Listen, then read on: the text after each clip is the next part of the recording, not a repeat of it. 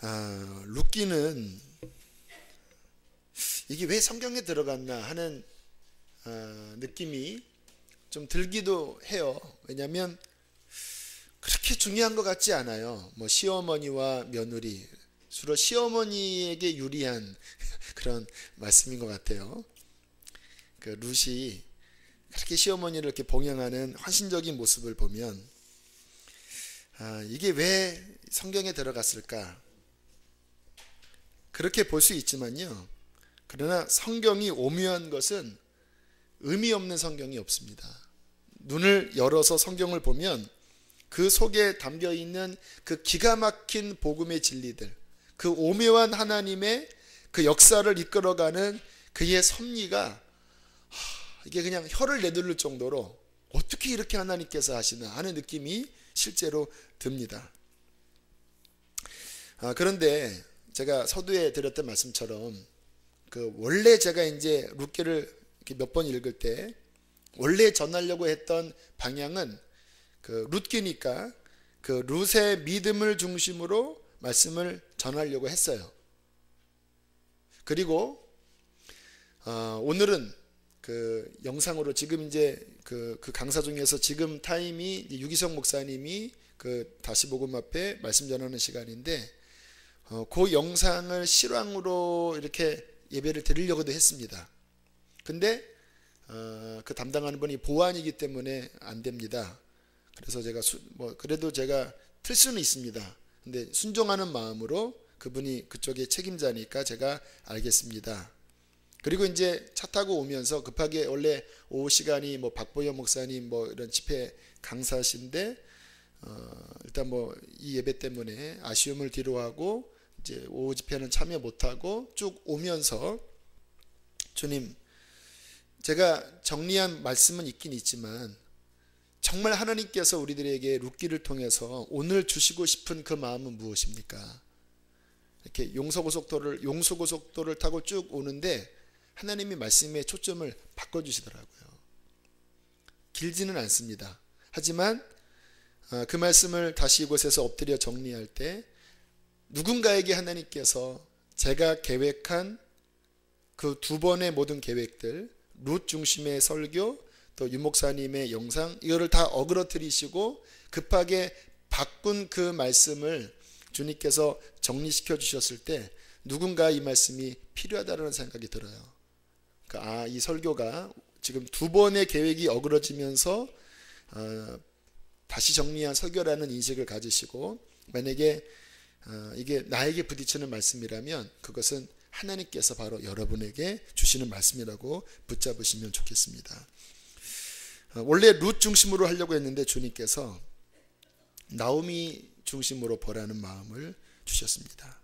그러면서 하나님이 어떠한 분이신지를 배우라 라는 마음을 주셨습니다. 자, 오늘 성경에 보면 한 가문에 저주와 같은 비참한 실패 이야기가 나와요. 우리 2절부터 보면 1절에 그 시기가 이제 사사기의 역사적 배경과 같아요. 흉년이 들었습니다. 베들레헴에 엘리멜렉이라는 사람이 살았는데 너무 먹을 게 없으니까 두 아들을 데리고 아내를 데리고 모압 지방에 이제 가서 잠깐 거류했습니다. 2절 읽겠습니다. 시작. 그의 두 아들의 이름은 말론과 기론이니 유다 베들레헴 에브라 사람들이더라. 그들이 모압 지방에 들어가서 거기 살더니, 네, 말론과 기론이라는 두 아들이 있었죠. 3절 비참함이 시작됩니다. 시작.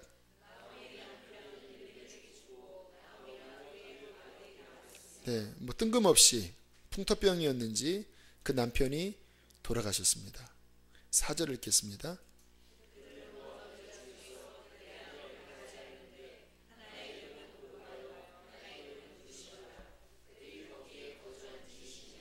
네, 거기서 결혼을 했습니다. 이방 여인들과.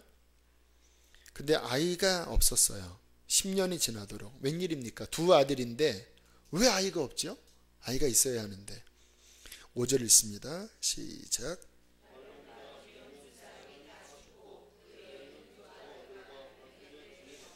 네, 씨가 말라버렸습니다. 아이도 없고 남편도 없고 과부만 셋이 되었습니다. 정말 비참한 상황이에요. 특별히 성경시대에서, 구약 성경시대에서 그 씨가 마른다라는 것은 저주를 의미합니다. 왜냐하면 각 집안마다 기업이 있거든요. 그런데 씨가 없으면 그 기업은 날아가는 거예요. 그러니까 삶의 기반 자체가 그냥 사라지는 거고 그 이름이 역사 속에서 영원히 소멸되는 거예요. 가장 저주스러운 상황이 오늘 본문과 같은 상황입니다. 오늘 읽었던 그 말씀에 보면 처음에는 부자였던 것 같아요. 내가 풍족하기 위해서 나갔더니 비어 들어오게 됐다라는 말씀을 보면 굉장히 재산도 있었던 것 같아요. 이민을 갔는데, 그런데 한 10여 년 지난 가운데 그 돈을 다 잃어버리고 그 집안의 남자라는 남자는 씨가 다 말라버리고 자식도 없이 이방 여인 둘과 그리고 나오미 이렇게 셋만 남은 비참한 이 절망스러운, 정말 소망을 찾을 수 없는 상황이 되어버렸습니다. 그래서 룻기 1장에는 눈물 소리가 많이 들립니다. 9절 함께 읽어볼까요? 시작.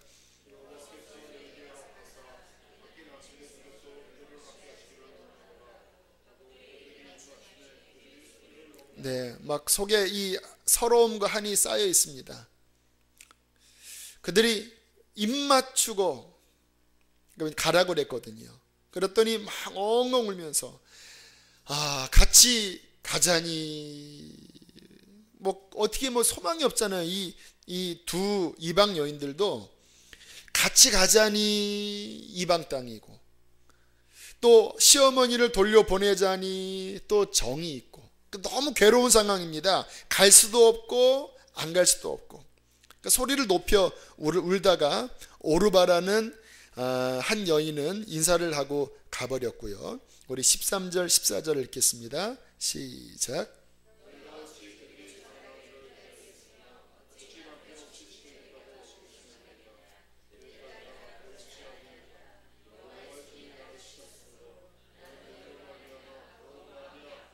(14절)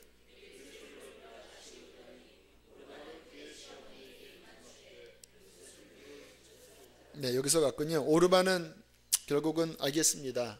네, 너무 가슴이 아프지만 떠나는 것이 좋겠네 하고 떠나버리고, 룻은 나는 떠날 수 없어요 하고 어머니를 붙잡고 계속 따라가다가 또 한 번 더 가라고 그러니까 나는 절대 못 가요 하는 눈물 없이는 보지 못하는, 우리 옛날에 있잖아요. 무성 영화에 떠나요 하면은 어머니 하는 그 짠한 눈물 없이는 볼 수 없는 그 분위기가 연출되고 있습니다.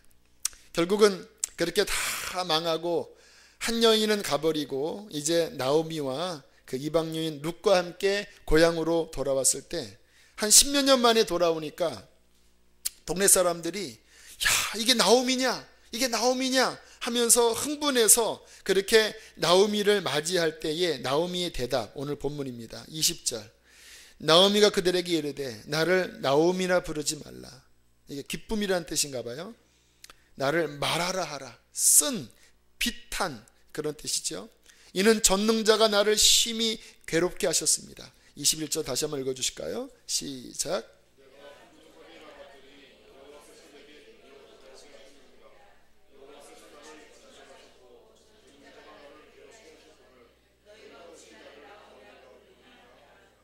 네, 하나님이 나를 치셨다. 징벌이 내게 임했다. 항상 모태신앙들은 이렇게 어려움을 당하면 항상 자책을 하면서 하나님이 나를 벌 주셨다. 이런 마음에 굉장히 괴로움을 깊이 느낍니다. 하나님이 벌 주신 것일까요? 모르겠습니다. 저는 성경에 하나님이 벌 줬다라는 말씀은 안 나오지만 이 환경 자체가 복받은 환경은 아니니까 전능자가 나를 벌하셨고 전능자가 나를 징계하셔서 괴롭게 하셨다. 나는 비탄한 소망 없는 인생이다 하면서 슬피 울면서 고향으로 돌아왔습니다. 다 망해버린 것 같은 상황. 하나님이 현실을 보면 버리셨잖아요. 씨가 없으니까. 자, 과연 이런 상황에서 하나님은 어디 계실까요? 우리 주변에도 그런 분들 있잖아요. 혹시 내가 그럴 수도 있잖아요. 하나님은 어디서 뭐하고 계신 것일까요? 이런 일이 벌어지도록 왜 하나님께서는 왜 막아주지 않았을까? 전능하시다고 하는 하나님이. 그분께서 말씀으로 천지를 창조하셨으면 충분히 막을 수 있을 텐데, 이러한 인생의 결과론적으로 왜 하나님이 나를 돕지 않았나? 그래, 내가 잘못했겠지. 그래도 남들보다 내가 그렇게 썩 잘못한 것 같지도 않은데, 이러한 아주 복잡한 심경이 이러한 어려움을 당할 때 저나 여러분이나 모든 사람들이 느끼는 바입니다. 제가 말씀을 묵상할 때 차를 타고 오는데 주께서 그런 마음을 주십니다. 하나님이 자비한 하나님이심을 이 말씀을 통해서 알리도록 해라. 자비한 하나님처럼 안 보이잖아요. 그러나 하나님께서 오늘 룻기를 다른 쪽으로 볼 수 있습니다. 그런데 오늘 주님이 이 가운데 누군가에게 말씀을 하실 때 우리 하나님이 자비한 하나님, 다 망한 것 같고 소망 없고 하나님께 징벌받은 것 같지만, 그러나 그 하나님은 자비한 하나님이라는 것을 전하라는 마음을 주셨습니다. 룻기에서 보여주시는 하나님은요, 그 모든 상황들을 보고 계십니다. 그리고 그들의 울음소리를 그분께서는 듣고 계십니다. 뿐만 아니라 그들을 향하여 주님께서는 한없는 긍휼로, 예수님께서 그 아픈 사람들 보면 민망히 했다라는 그 뜻이요, 그 애간장이 끊어진다라는 말입니다. 여러분, 그 단장이라는 고사성어 아십니까? 그 어느 그 선원이 중국에서 잠깐 정박을 했을 때 그 숲속에 있는 그 원숭이와 원숭이 새끼가 있는데, 어미가 사라진 동안 그 선원이 새끼를 이렇게 훔쳤대요. 그리고 이제 배가 출발을 하는데 뭐 천천히 이렇게 가지 않겠습니까? 어미가 막 쫓아오는 거예요. 막 그 새끼 때문에 100리를 쫓아오는 거예요. 막 울면서. 그러다가 어느 그 다리인가 난간 밑을 지나갈 때 그 어미 원숭이가 탁 뛰어내려서 그리고 그 새끼한테 달려들었는데, 새끼 한 번을 이렇게 보더니 이 어미 원숭이가 돌아가셨대요. 그래서 이게 왜 이런가 해서 가슴을 이렇게 열어봤더니 그 속에 그 창자가 다 끊어졌다고 합니다. 얼마나 그 새끼에 대한 그 애절한 마음인지. 그래서 단장이라는 그 중국의 말이 나왔다고 그러더라고요. 그래서 그 선장이 화가 나서 그 새끼 원숭이를 훔친 그 선원을 매로 쳐서 내쫓아버렸대요. 얼마나 그냥 가슴이 아팠는지. 애간장이 끊어지는 것이 주님의 민망하다라는 말입니다. 그 사랑 때문에. 주님께서 그 고통스러운 이 상황을 보시면서 그 단장, 그 애간장이 끊어지는 그분의 긍휼과 자비로 나오미를 바라보고 계셨습니다. 주께서 그 부분을 열어서 여기 있는 누군가에게 보여주라는 마음을 주시더라고요. 자, 이것이 이제 어떻게 나타나는지를 보면요. 자, 룻한테 너도 돌아가라. 뭐 솔직히 룻도 이게 기대가 없거든요. 나이가 젊은 것 같아요. 근데 옛날에 그 형수 취수 제도라는 제도가 있습니다. 뭐냐면 그 남편이 돌아가시면 거기에 있는 남동생이 형수를 취해서 대를 잇게 하는 원리가 구약율법에 있거든요. 근데 뭐 동생도 없으니까 완전 그 뭐 미래가 없잖아요. 근데 룻한테 돌아가라고 하니까 룻이 이 성경에 14절에 보니까 룻은 그를 붓 쫓았더라. 이게 좀 그 국어 문법적으로는 말이 안 맞는 말이래요. 붓 쫓았더라. 그러니까 붙들어서 쫓았더라, 그 말의 합성어인데 성경에만 있는 말입니다. 붓 쫓았더라. 자, 그러면서 다시 한번 가라고 하니까 16절부터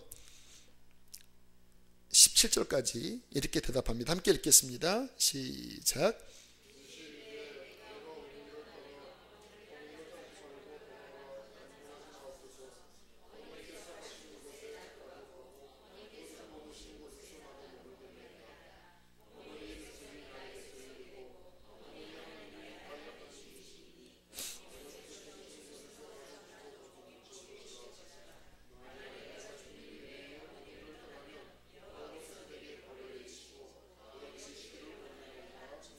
그렇게 읽으시면 안 돼요.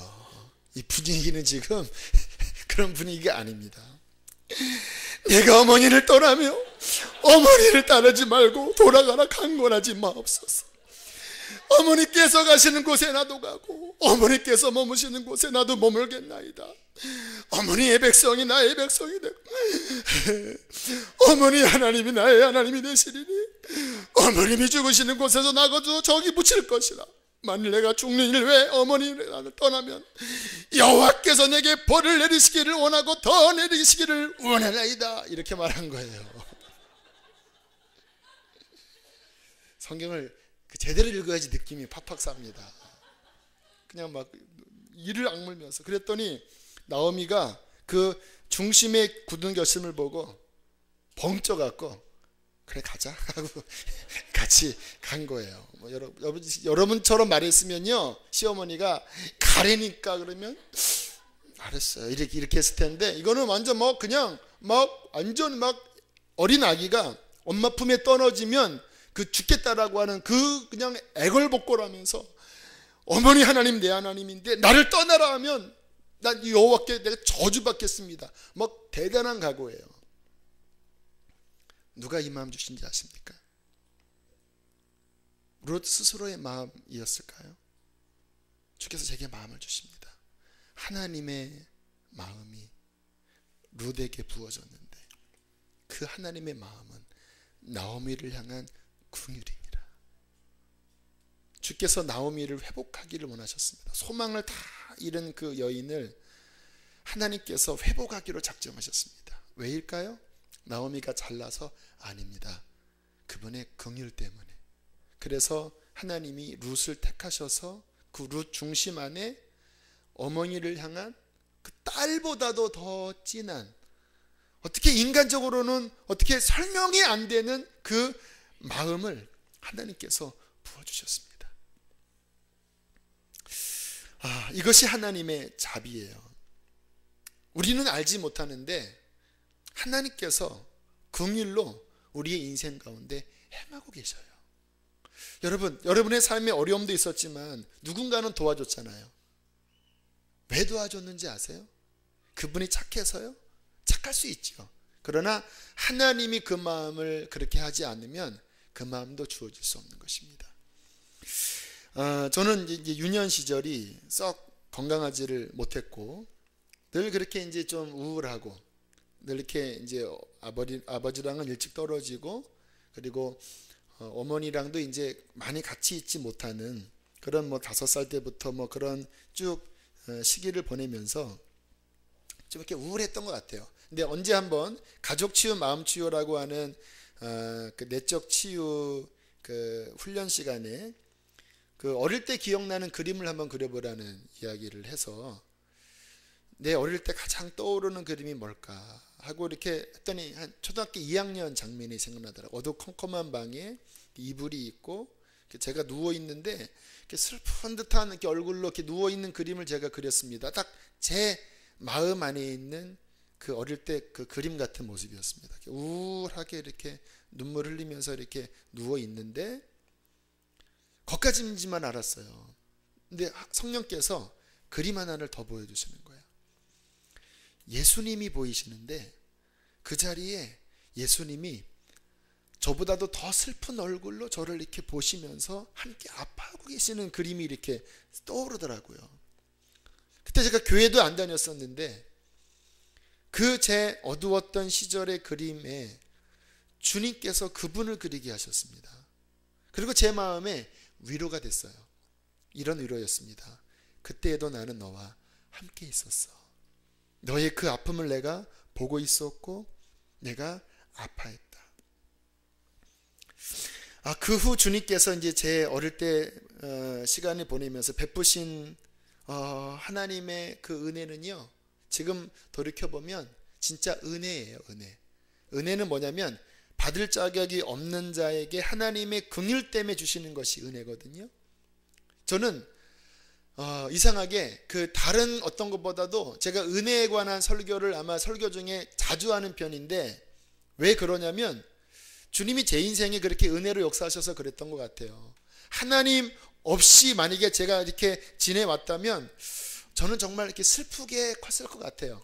그런데 하나님의 은혜가 제 인생을 앞서 가시면서 어느 때에 저를 만나 주셔서 너 목사 되라 그렇게 하시고, 그리고 중고등학교 지나면서 그렇게 이제 뭐 인생을 좀 밝게 하시다가 20대 딱 들어가면서 뭐 회복시켜 주기를 시작하시는데, 교회에서 그렇게 사랑을 받는 거예요. 이렇게 좀 기이한 사랑 있죠. 그러니까 사람들이 보면 그냥 특히 자매님들, 젊은 자매님들 말고 아줌마들 이렇게 저를 이렇게 예뻐 사랑하는 거예요. 이렇게 뭔가 이렇게 긍휼히 여기는 거예요. 이렇게 저를. 근데 그게 한두 명이 아니라 여러 사람들이 그 애틋한 마음을 품으면서, 제가 20살 때 이제 주변에 이제 기도하는, 그때 이제 막 성령 운동이 막 일어나면서 이제 기도하는 뭐 권사님들, 집사님들이랑 이렇게 우연히 이렇게 다른 교회지만 이렇게 연결이 됐는데, 그때 89년 1월입니다. 그때 이제 한월산의 기도원, 한참 유명했던 기도원에 이제 올라가서 막 집회를, 그때 일주일간 신년 집회였습니다. 근데 같이 이제 기도하는 한 집사님이 저한테 안쓰럽게, 대영아, 내가 너를 위해서 기도해 보니까 너는 너를 위해서 기도하는 그 기도가 너무 쌓여지지 않기 때문에 너 꼭 그렇게 네 기도가 많이 쌓여지도록 그렇게 기도해라. 너를 위해서 기도해 보니까 많이 그게 참 어렵겠다. 네가 목회하는데 어렵겠다. 근데 그 말이 되게 이렇게 그래 그럼 기도자를 모아야지라는 마음보다는 이렇게 속상하더라고요. 앞으로 목회할 것도 이게 참 만만치 않은데 기도가 안 쌓여져 있다니 갑자기 막 마음이 서러운 거예요. 그래서 그 사람이 하도 많아서 중 2층에서 이제 그 집회를 했었는데 너무 이렇게 속이 상해서 막 울다가 에이 앞에 가야지 하고 다 기도할 때 저는 이제 맨 앞쪽에 이제 막 이렇게 가서 막 서러운 마음으로 막 하나님께 이제 기도를 했습니다. 그때 난리가 난 거예요. 그 말을 했던 집사님이 대영이가 없어졌다. 휴거당한 거 아니냐. 막 찾는데 저는 그때 이제 울면서 앞에서 기도하고 있었고, 그때 지금도 아마 사역하시는 피정진 목사님, 그때 이제 한참 흰 옷 입고 막 여러 번 하셨을 때인데, 그분이 이렇게 안수하겠다고 이제 다 기도받으라고 하는데 안수가 뭐 이게 아닙니다. 탁탁탁 이렇게 가는 거예요.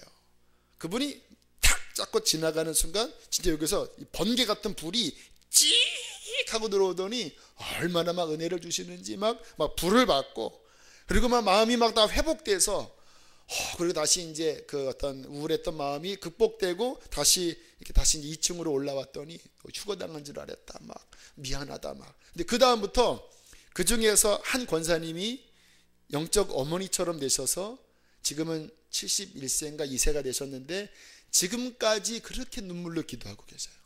어느 때는 막 금식도 하시고 뭐 밤새 기도하시는 분이신데, 그렇게 기도하면서 하나님께서 저희 어떤 영적인 공백들을 하나님이 채워가시더라고요.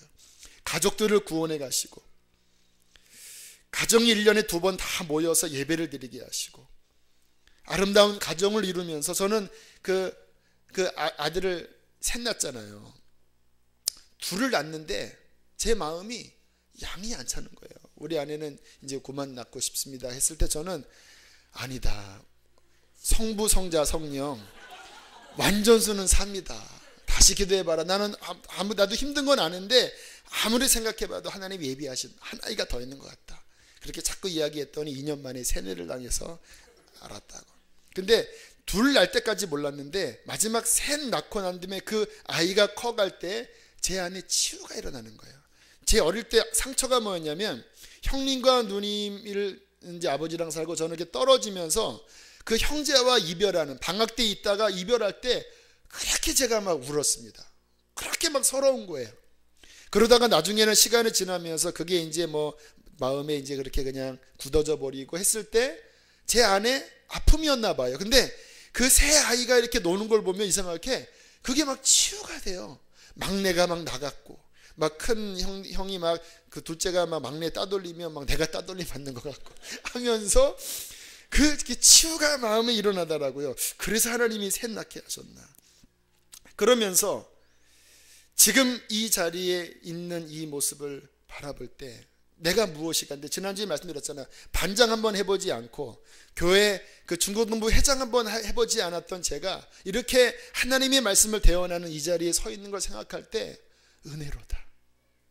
은혜구나. 정말 왜 나 같은 자를 하나님이 쓰시지 하면 내가 생각나는 것은요, 진짜 가장 초라하기 때문에, 가장 제가 그 슬피 울었던 그런 나였기 때문에 하나님의 긍휼로 인해서 나의 어떠한 가진 것이 아니라 진짜 하나님의 긍휼 때문에 내가 이 자리에 있구나. 그래서 저는 은혜라는 그 단어가 생각나면 그렇게 눈물이 나고 감격스러워요. 이번에도 다시 복음 앞에 가서 어떤 분이 은혜라는 찬양을 드리는데 나도 모르게 손을 들고 하나님 맞습니다. 은혜입니다. 하나님 은혜입니다. 그 고백이 나왔습니다. 하나님께서 우리에게 은혜의 하나님이십니다. 이 나오미 하나님께 징벌을 받은 것 같은 가장 저주스러운 이제 그 대가 말라버릴 그 상황 가운데서 하나님께서 어떻게 회복하시는지를 우리는 눈을 열어 보셔야 합니다. 먼저는 룻의 마음을 감동시켰고요. 자, 그 다음에 2장 3절 보겠습니다. 2장 3절 읽겠습니다. 시작.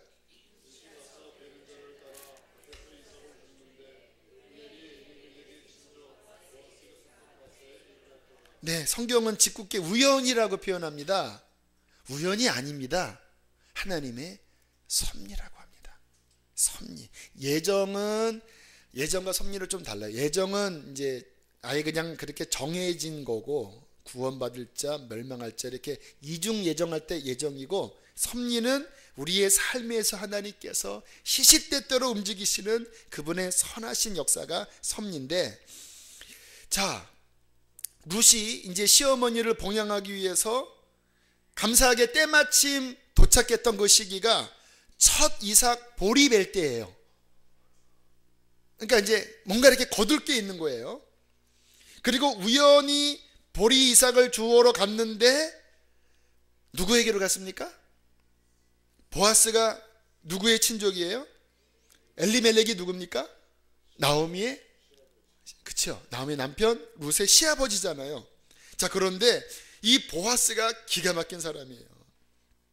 자, 이 보아스가 어떤 인물인지를 살펴보는 것이 중요한데 2장 1절 읽겠습니다. 시작.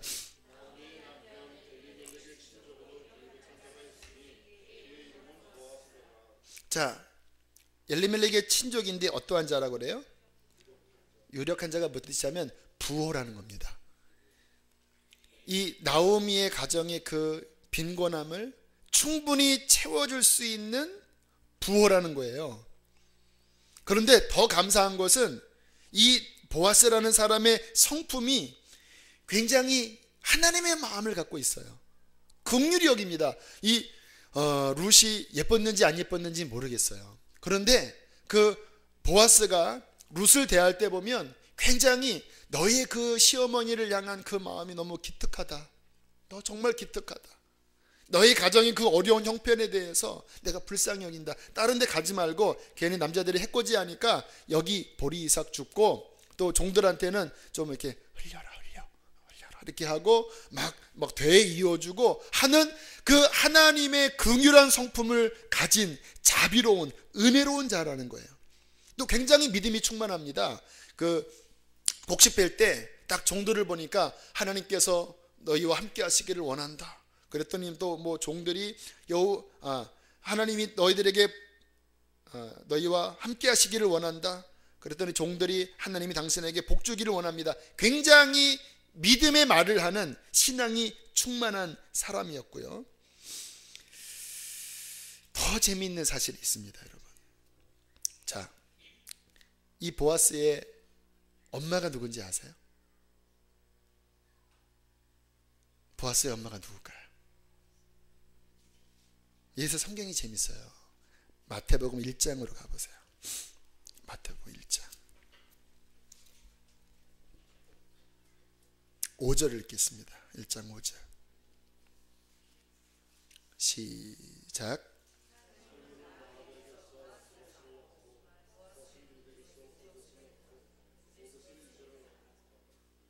네, 보아스의 엄마가 누구예요? 라합이 누군지 아세요?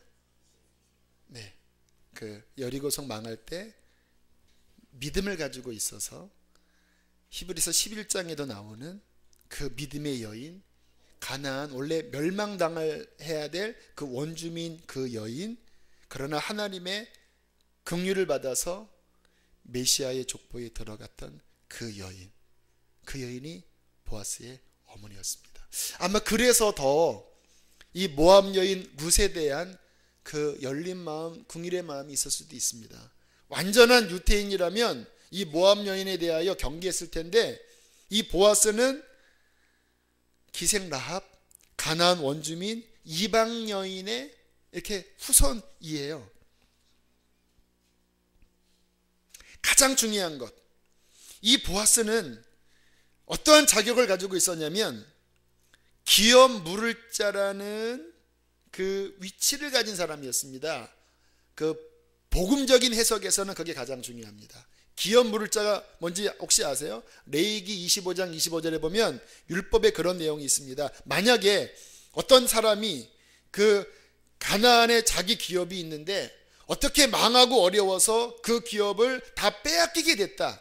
그때 그 사람이 갚을 능력이 없다고 한다면 가장 가까운 친족 중에 누가 대신 그 기업을, 그 빚진 것을 대신 물러줘서 갚아줘서 이 사람으로 하여금 그 어려움으로부터 구제할 권한을 가진 자, 이 제도를 둘 테니까 너무 어려울 때는 가장 가까운 친족이 기업을 물게 하라. 그런데 이 보아스가 그 기업 물을 자라는 거예요. 이 기업 물을 자가 왜 복음적으로 중요하냐면 예수 그리스도가 바로 이 기업 물을 자로 우리에게 오신 거예요. 우리가 죄로 말미암아 빚졌잖아요. 그런데 예수님께서 하나님이실 때는 기업을 물을 수가 없습니다. 신이니까. 그래서 그분께서는 육체를 입어서 인간의 친족이 되셔서 친히 인간의 그 죄값을 자신의 몸으로 갚아주심으로써 기업 물을 자로 이 땅에 오신 분이 예수 그리스도이십니다. 다시 말하면 여기서 나오는 보아스는요, 예수 그리스도세요. 예수 그리스도. 나오미의 그 철저하게 망한 인생을 소망으로 일으키실 예수 그리스도를 상징하는 것입니다. 자, 4장 15절부터 17절까지 보겠습니다. 4장 15절부터 17절 시작.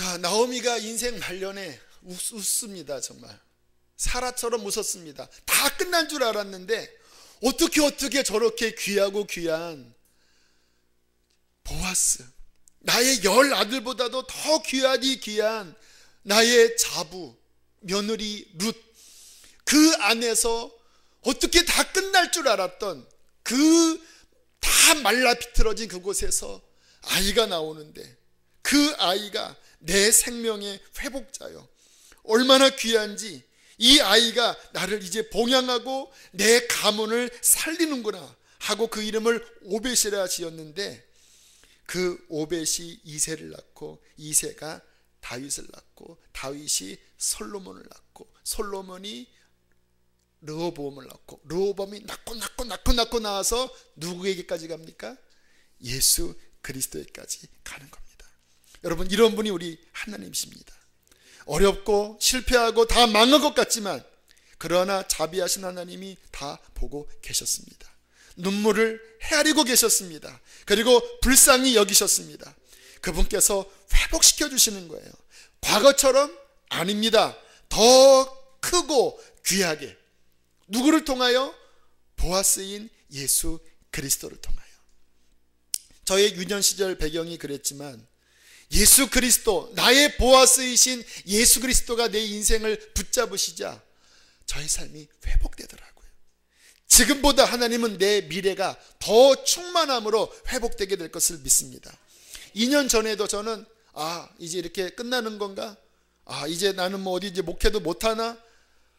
그렇게 제 삶의 나락으로 떨어졌을 때 보아스이신 예수 그리스도가 그 끝자락에서 다시 나를 잡아 일으키셔서 이 자리에까지 이르게 하시고 내 앞은 더 하나님께서 귀한 곳으로 이끌어 주셔서 제 삶을 회복시켜 주실 것입니다. 사랑하는 교회 여러분, 소망을 품으십시오. 우리에게는 보아스이신 예수 그리스도가 계십니다. 한번 상상을 해보세요.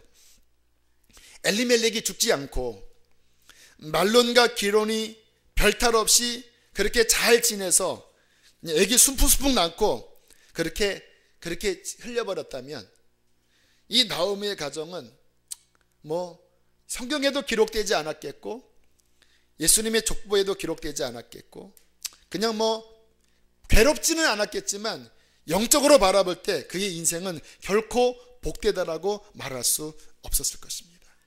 그러나 오히려 그 어려움이, 오히려 그 고난이 하나님의 긍휼의 작용을 통하여서 더 놀랍게 회복되었다라는 것입니다.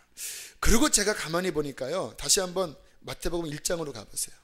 이 하나님의 이 긍휼의 마음의 성품이 이 성경에 여러 군데에 기록되어 있는데요. 다시 마태복음 1장으로 보세요. 자, 3절 한번 읽어보실까요? 3절 시작. 자, 여기에 이 예수님의 족보에 여자 이야기가 4명 나오는데 다말이라는 여인이 나와요. 그 다음에 아까 봤던 5절에 보면 라합이라는 여인이 나오고 룻이라는 여인이 나와요. 6절 읽겠습니다. 다윗은 시작.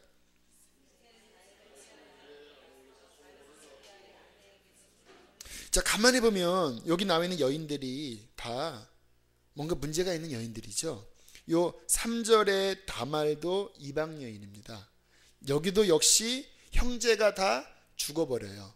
그리고 마지막 셋째는 또 죽을까봐 유다가 그 막내 동생을 안 주려고 하다가 어떻게 해서 낳는데 여기에 들어간 거예요. 이 여인도 역시 소망을 다 잃어버렸던 여인이고요. 라합도 역시 기생이고요. 룻도 그렇게 이방 여인이었고요. 우리아의 아내 바세바도 역시 그렇게 남편을 왕으로부터 죽임당하고 그렇게 지냈던 그 여인들이 어떻게 나온 여인들마다 다 뭔가 인생이 기구하고 뭔가 평탄치 않아 보이지만 왜 여기에 이런 여인들의 이야기가 들어갈까? 하나님께서는 여러분 성경시대의 여인은 그 숫자도 세지 않잖아요. 그런데 더군다나 이방 여인은 더 그래야 될 텐데 이 예수님의 영광스러운 족보에 유독 나와 있는 여인들이 이방 여인 아니면 인생에 기구한 여인이 여기에 들어간 이유는 하나님의 자비를 우리에게 보여주십니다. 그분의 긍휼과 자비, 그 긍휼과 자비로 그분께서는 우리의 인생을 이 자리에까지 이르게 하셨고 앞으로도 이끌어 주실 것입니다. 저도 한번 생각해 봤습니다. 만일 제가 평범한 가정, 유복한 가정, 아무 문제가 없다면 주의 종이 됐을까? 될 수도 있었겠죠. 지금 같은 나의 마음이었을까? 아니었을 것 같아요. 제 마음은 하나님을 향하여 간절했습니다. 왜? 아팠으니까. 제가 하나님을 의지하는 마음이 그 누구보다도 애절했습니다. 왜요? 무엇이 의지할 것이 없는 것이라는 것을 알았기 때문에. 오히려 저의 어려움이 지금 돌이켜보면 나쁜 것이 아니라 더 아름다운 하나님의 역사로 합력해서 선을 이루셨다는 거예요. 여러분, 우리에게 회복의 소망이 있습니다.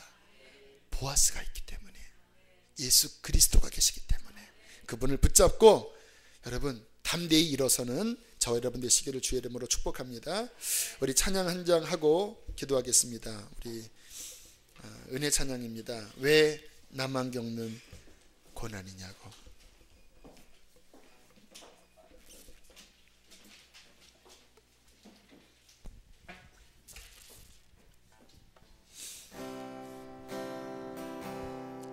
불을 좀 꺼주시고요. 이 찬양 후에 기도하겠습니다. 1절 2절 다 합니다.